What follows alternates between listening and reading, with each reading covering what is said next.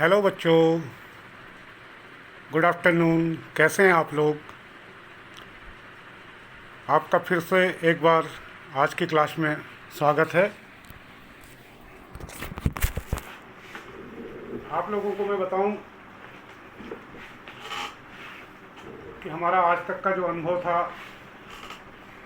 Class चलाने का, उसको हम इम्प्रूव कर रहे हैं और आगे की तरफ बढ़ा रहे हैं। जो वीडियोस देखने में विजुअल नहीं थे, उनको इम्प्रूवमेंट कर रहे हैं। और आप लोगों को मैं बता दूं कि आप लोग व्हाट्सएप ग्रुप पे भेजे हुए वीडियो उतने क्लियर नहीं होंगे और अपलोड नहीं हो पा रहे होंगे, इसलिए आप लोग यूट्यूब को सब्सक्राइब करिए। यूट्यूब में मैंने आप सभी को लिंक भेजा हुआ है, भट्ट गुरु जी की क्लास। आप टाइप करेंगे तो आपको रोजाना एक नई क्लास मिलेगी। आप उसको लाइक करिए, सब्सक्राइब करिए और अधिक से अधिक बच्चों को बताइए। मेरी कोशिश है कि मैं आपको अच्छी से अच्छी वीडियो प्रोवाइड करूं, ताकि आप लोग लॉकडाउन के पीरियड में घर में बैठ के आराम से अपनी पढ़ाई को जारी रख सकें।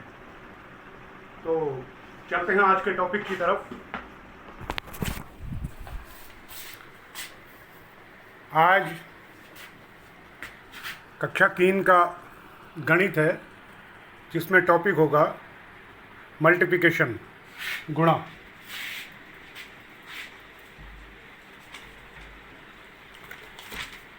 बच्चों, जैसा कि आप सभी को पता है कि अगर हम कुछ संख्याओं को बार बार जोड़ते हैं, अगर आप देखें 3 धन 3 धन 3 धन 3 धन 3, यानी कि 1 2 3 4 5 बार हमने 3 को जोड़ा। इस तरह के सवाल मैंने आप लोगों को जोड़ में सिखाए थे, तो आप लोग अनेक तरीके से इस सवाल को कर सकते हैं और कर रहे हैं।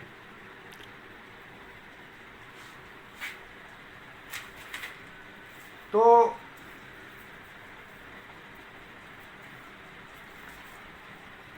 इसको हम इस प्रकार से भी कह सकते हैं कि तीन को 5 बार आप लोगों ने जोड़ा होगा। 3 को आप लोगों ने 5 बार जोड़ा होगा।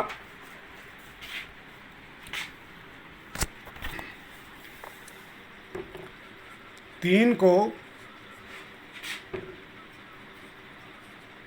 5 बार जोड़ा, तब आया आपका 15। यानी कि 3 धन 3 धन 3 धन 3 धन 3 5 बार जोड़ा तो क्या आया?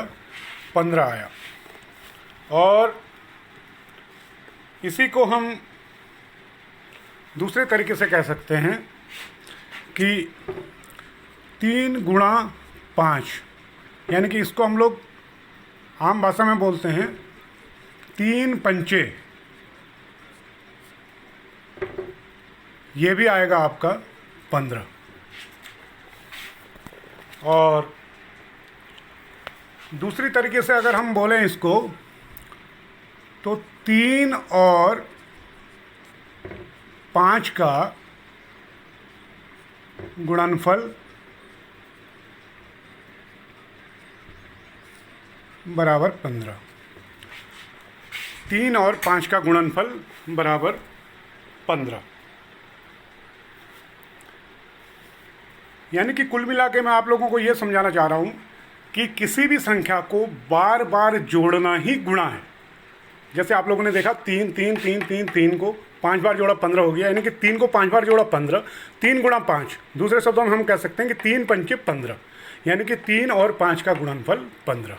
अभी आप लोगों को मैं बता दूं कि जो गुणा का चिन्ह होता है, गुणा का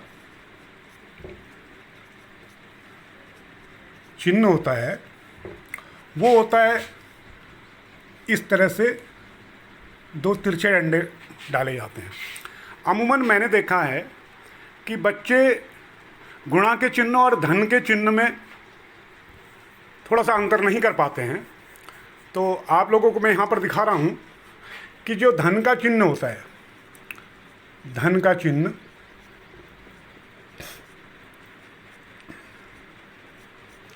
धन का चिन्ह हमेशा जमीन के पैरेलल एक लाइन डाली जाती है, बिल्कुल सीधी लाइन रहती है ये, और इसके बीचों बीच से हम खड़ी रेखा एक डाल देते हैं, यानी कि बिल्कुल भी तिरछापन इसमें नहीं होगा, ज़मीन के पैरेलल होगी, और इसको बीच से 2 भागों में काटते हैं, तो ये धन का चिन्ह होता है।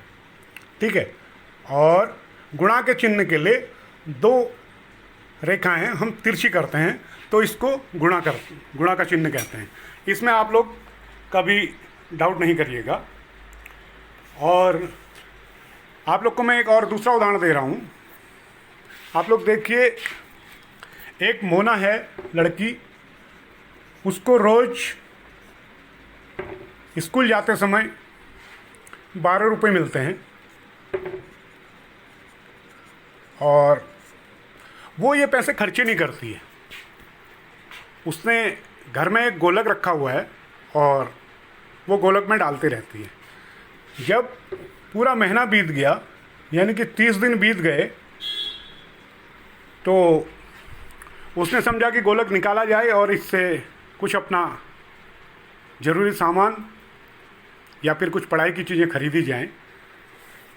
तो मोना ने सोचा कि कैसे पता चलेगा मेरे को बिना पैसे गिने कि कितने रुपए होंगे। तो उसने क्या किया, 30 बार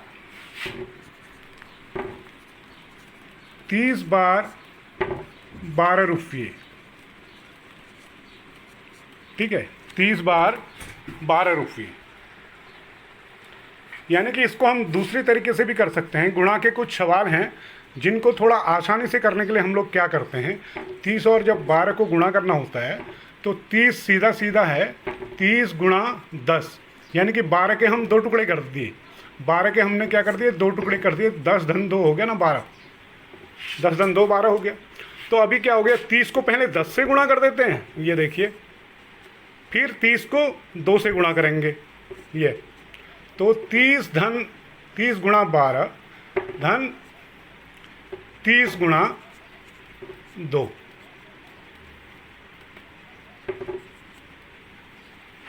मोना ने कुछ इस तरह से किया, 30 गुणा 10 धन 30 गुणा 2, और फिर इसने किया 30 गुणा 10 हो जाएगा 300, और धन का चिन्ह आ गया तो 30 गुणा 2 60। तो मोना ने अनुमान लगाया कि 360 रुपये उसके हो गए होंगे। और फिर उसने समझा कि गुरुजी ने एक दिन बताया था गुणा के सवाल की तरह से, तो क्यों ना हम उसको इस तरह से करें। मोना ने किया 30 गुणा 12, ठीक है, 30 गुणा 12। अभी आप लोगों को बताऊं, इस तरह के सवालों में जो संख्या होती है और जिससे गुणा करना होता है, इनको हम लोग क्या कहते हैं। जो सबसे ऊपर वाली संख्या है इसको बोला जाता है गुण्य। क्या बोला जाता है, गुण्य, ठीक है, या इसको बोलते हैं मल्टीप्लिकेंट। क्या बोलते हैं, मल्टीप्लिकेंट, ठीक है। और जिस संख्या से गुणा किया जाता है इसको बोला जाता है गुणक। क्या बोला जाता है, गुणक, या इसको हम लोग अंग्रेजी में बोले हैं तो मल्टीप्लायर। क्या बोलते हैं, मल्टीप्लायर,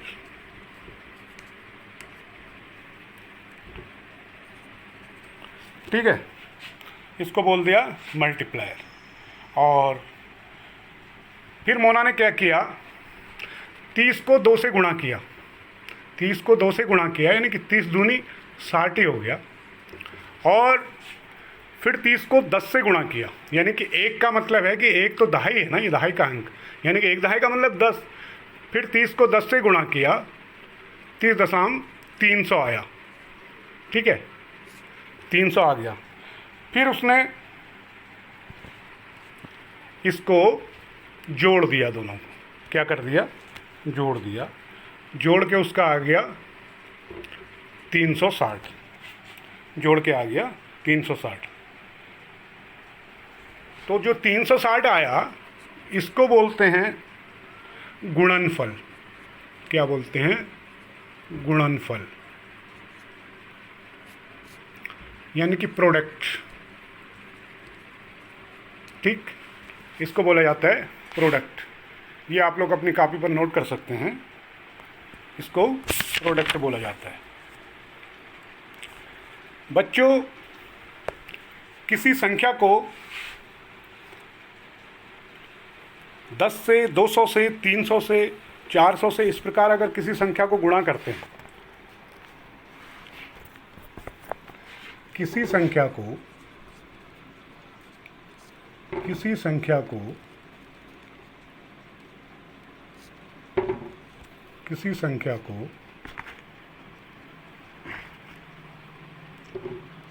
10, 100, 200 ऐसे करके किसी भी संख्या को किसी ऐसे अंक से गुणा करते हैं, ऐसे अंक से गुणा करते हैं जिसमें 2 जीरो हों, ऐसी संख्या जिसके बाहर 2 जीरो हों और इकाई के अंदर एक ही अंक हो, इकाई में एक अंक हो और उसके आगे कितने भी जीरो हों। किसी संख्या को जब गुणा करते हैं तो हम लोग क्या करते हैं, गुणा का नियम है, जैसे मैं आपको बताऊं, 323 को हम गुणा करते हैं, पहले 10 से करेंगे, 10 से बराबर किसी भी संख्या को जिसके अंदर ज़ीरो हैं, किसी भी संख्या को 10 से, 100 से, 200 से या 900 से जब गुणा करते हैं तो हम जीरो को गुणा न करके खाली इस संख्या को गुणा करते हैं, यानी कि इस और इसका गुणा कर लेते हैं। ठीक है, इन दोनों का गुणा करके, यानी कि 323 एकम 323, यानी कि 323 बन जा 323, और जितने जीरो आगे हैं वो ज़ीरो इसमें लगा देते हैं। ये देखिए 323 दशम ये आ जाएगा। ठीक, इसी प्रकार से अब देखते हैं एक बड़ा गुणा करके, 323 गुणा 300 करके देखते हैं। ठीक है, आप इसको 3000 भी कर सकते हैं, 3000। आपको लग रहा होगा कि बड़ा लंबा गुणा है, 323 गुणा 3000, कुछ नहीं है। अभी मैं आपको यही बात सिखा रहा हूँ कि आपने कुछ नहीं करना है, 323 को खाली 3 से गुणा करना है और बाकी जीरो को ऐसे का ऐसे ही जो गुणक आएगा इन दोनों का उसमें लिख देना है। अभी देखो 3 से गुणा करते हैं 323 को, 3 तियाँ 9, 3 दूनी 6 और 3 तियाँ 9, और कितने जीरो हैं, 3 जीरो, इसके आगे हम लोग 3 जीरो लगा देते हैं। ये आपका उत्तर हो गया। और अगर आप इस प्रकार से करते हैं तो बोलेंगे देखो कितना बच्चा होशियार है, और ये आज आप लोगों ने सीख लिया। अभी एक दूसरी चीज़ बताता हूँ मैं आपको, ये एक हो गया, अभी दूसरा। संख्याओं, गुणा के अंदर किसी भी संख्याओं का क्रम बदलने पर उसका गुणनफल नहीं बदलता। गुणा में संख्याओं का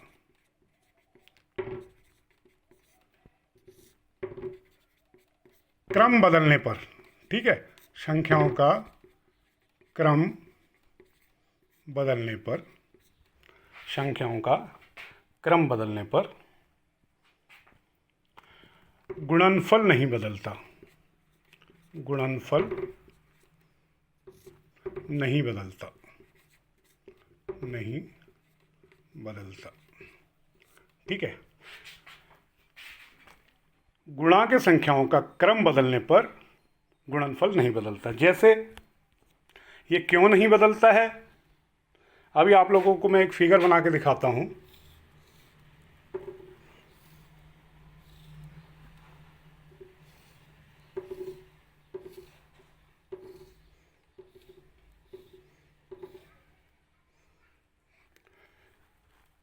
आप लोग देखेंगे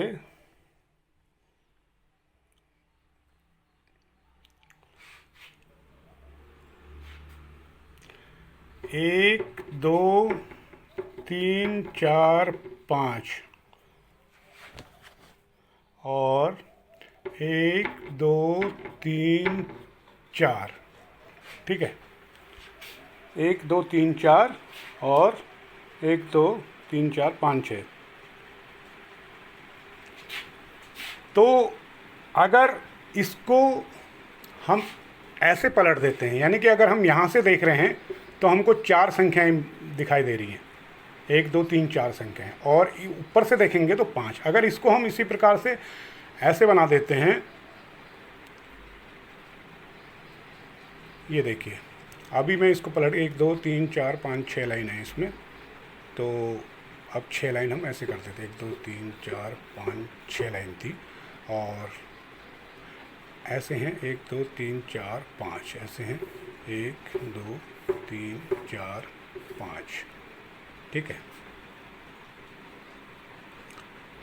1 2 3 4 ये आ गया, 1 2 3 4 5, यानी कि अब ये हैं 4 गुणा 5, और ये बन गया 5 गुणा 4। देख रहे हैं आप लोग, ये है 4 गुणा 5 और ये हो गया 5 गुणा 4। अब 5 और 4 का गुणा करेंगे तो 20 आएगा, और 4 और 5 का गुणा करेंगे तो 20 आएगा, 5 और 4 का भी गुणा करेंगे तो भी 20 आएगा, ठीक है। यानी कि ये जितने चौकोर खाने बने हैं, ये वाले 1 2 3 4 5 बने हैं इसमें, और ऐसे लंबाई में देखते हैं हम तो ये बने 1 2 3 4। इसी प्रकार से इसको हमने ऐसे पलट दिया है, खाली और कुछ नहीं किया, ऐसे पलट दिया, तो जितने ये चौखट खाने बने हैं, आकृतियाँ बनी हैं चौखट वाली, ये घुमा दिया है, तो इसको हम दोनों को गुणा करते हैं, वही आ रहा है, और 4 और 5 को गुणा करेंगे 20 ही आया, 5 और 4 को गुणा करें 20 ही आया। तो ये आप लोगों को सिद्ध करता है कि गुणा के संख्याओं का क्रम बदलने पर गुणनफल नहीं बदलता है। अभी आप लोगों को मैं दिखाऊं 15 गुणा 4 बराबर 15 का पहाड़ा 4 बार पढ़ना है, 15 दूनी 30, 15 तियां 45, 15 चौको 60, 60 हो गया। और अगर इसी चीज़ को आपको इस तरह से दे दिया जाए 4 गुणा 15, तो भी 60 आएगा। तो ये चीज़ आप लोगों ने सीखा कि गुणा में क्रम बदलने पर गुणनफल में कोई अंतर नहीं आता है। और दूसरी चीज़ और बताऊं आपको मैं, एक चीज़, किसी संख्या और शून्य यानी कि 0 का गुणनफल हमेशा शून्य होगा। समझे आप लोग? किसी भी संख्या और शून्य का गुणनफल हमेशा शून्य होगा। कोई भी संख्या हो, अगर उसको हम 0 से गुणा करते हैं, शून्य से गुणा करते हैं, तो वो हमेशा शून्य आएगा। जैसे आप लोग को मैं दिखाऊं, 342 गुणा 0 बराबर क्या आएगा? अब आप लोग बता सकते हैं, 0 आएगा। इसी प्रकार से 5642, बहुत बड़ी संख्या देख रहे हैं, गुणा 0 बराबर आएगा 0। इसमें भी 0 आएगा। और दूसरी बात, इन्हीं संख्याओं को अगर हम पलट के देखते हैं, 0 से अगर इसको गुणा करते हैं, 0 गुणा 342 बराबर फिर भी 0 आएगा, क्योंकि अभी मैंने बताया कि संख्याओं का क्रम बदलने पर गुणा में कोई अंतर नहीं आता। इसी प्रकार 0 गुणा 5642 बराबर फिर भी 0 आएगा। समझ गए आप लोग?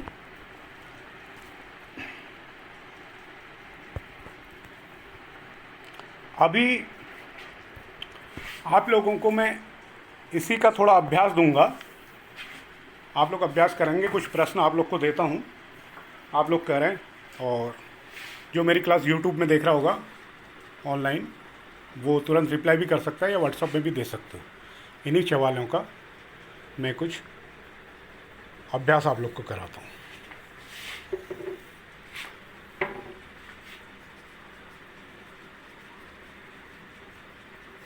अभ्यास,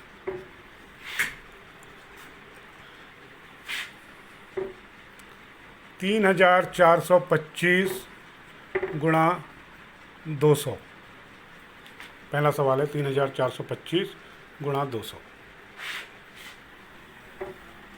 दूसरा सवाल है 6,632 गुणा 900।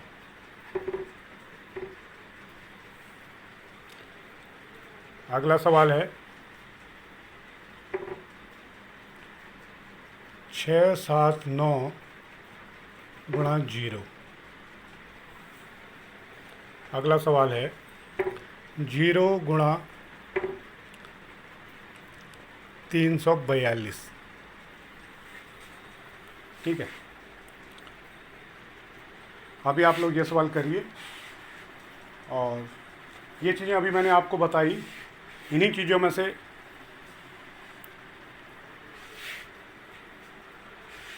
ये जो बता रखे हैं, इसी में से ये सवाल दिए हैं जो मैंने अभी आपको समझाया। ये सवाल आप लोग करिए।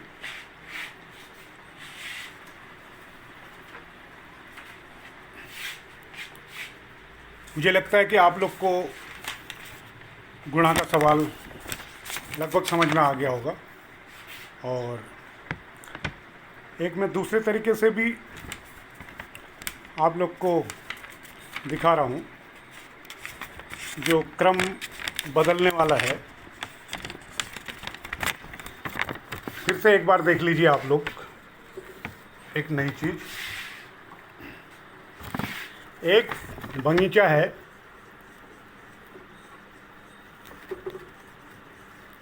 बगीचे में कुछ पेड़ लगे हैं। क्या लगे हैं? बगीचे में कुछ पेड़ लगे हैं।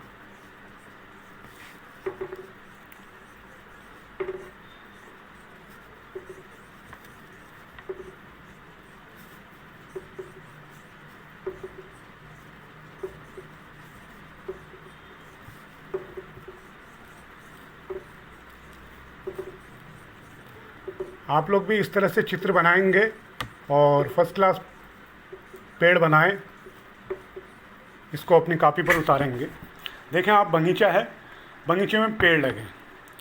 अभी आपको बोला जाए कि कितने पेड़ लगे, तो आज तक अधिकतर बच्चे करते थे, गिनती करेंगे, 1 पेड़, 2 पेड़, 3 पेड़, 4, 5, 6, 7, 8, 9, 10, 11, 12, यानी कि 12 पेड़। अभी आप लोगों को आइंदा ऐसा नहीं करना है। आपको जब दिख रहा है कि एक पंक्ति में 1, 2, 3 पेड़ हैं, एक पंक्ति में कितने पेड़ हैं? 3 पेड़ हैं। इसी प्रकार से कुल 4 पंक्तियां हैं, कुल 4 पंक्तियां हैं, यानी कि 4 पंक्तियां वो 3 बार हैं। 4 पंक्तियां, 3 पंक्तियां 4 बार है। 3 पंक्तियां 4 बार, 3 पंक्तियां 4 बार। इसको सीधे सीधे हम लोग लिख सकते हैं कि 3 गुणा 4 बराबर 12। 3 गुणा 4 बराबर 12। अभी आप लोगों को इसके लिए 20 तक के पहाड़ याद करने होंगे, और जब तक पहाड़ों का अभ्यास आप लोग ठीक से करेंगे नहीं, तो आप लोग को गुणा के सवालों में, गुणा के प्रश्नों में थोड़ा सा प्रॉब्लम आएगी। तो अभी मैं आप लोगों को कुछ खाली स्थान भरने के लिए देता हूँ। खाली स्थान भरो। खाली स्थान में मैं एक डंडा मार दूंगा, ये पहाड़े हैं खाली।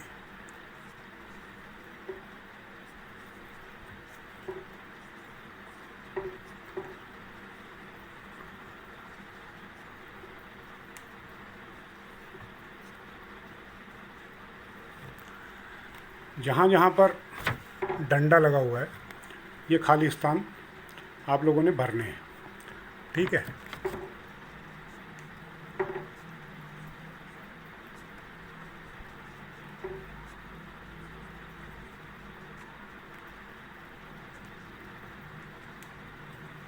जितने डंडे आप लोगों को दिखाई दे रहे हैं इस पे आप लोग भर के मुझे रिप्लाई देंगे।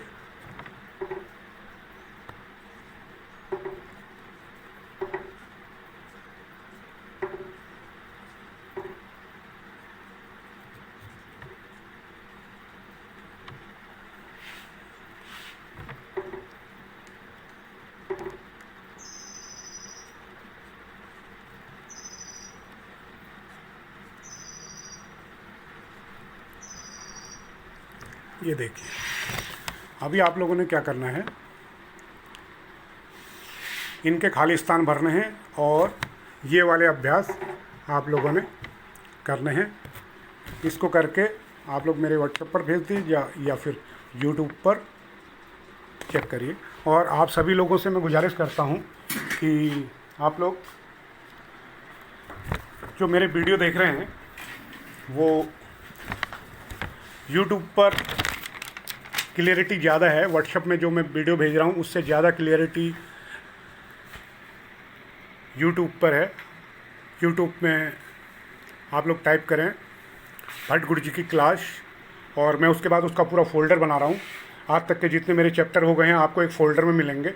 आपको जब भी जो चैप्टर देखना होगा और जो पढ़ना होगा आप दोबारा से पढ़ सकते हैं। और ये बात ज़रूर ध्यान में रखिए कि आप लोग हर वीडियो को लाइक करिए और सब्सक्राइब कीजिएगा।